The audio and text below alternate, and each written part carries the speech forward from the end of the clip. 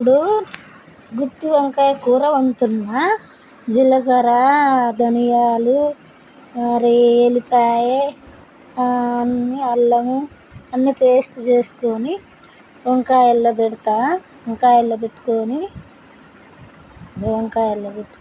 మంచిగా చింతపండు నానేసి పక్కకు పెట్టుకున్నా.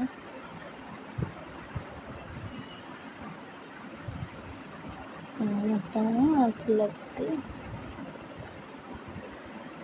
మసాలాలు పెట్టి వంకాయలు పక్కకు పెట్టుకున్నా. కళాయి మీద పెట్టి నూనె వేసి అవన్నీ మంచిగా నూనెలో వేసి వేయించుకొని పక్కకు పెట్టి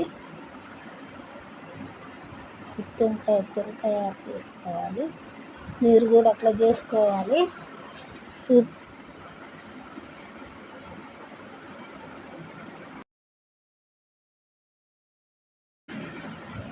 అన్నీ వేయించి పక్కకు పెట్టుకున్నా. జీలకర్ర వేసిన, తాలింపులో ఉల్లిపాయలు వేసిన. ఉల్లిపాయలు మగ్గినాక అల్లం పేస్ట్ పెట్టిన.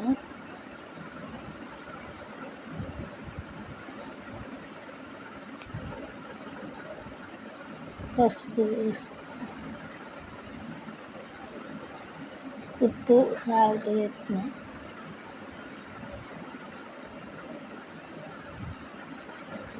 కారం పొడి పెట్టుకున్నా. అది మంచిగా చింతపులుసు పోసి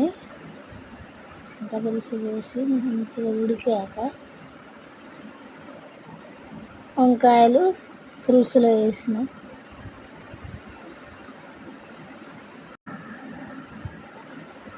కూర మంచిగా ఉడికింది. మసాలా పెట్టిన.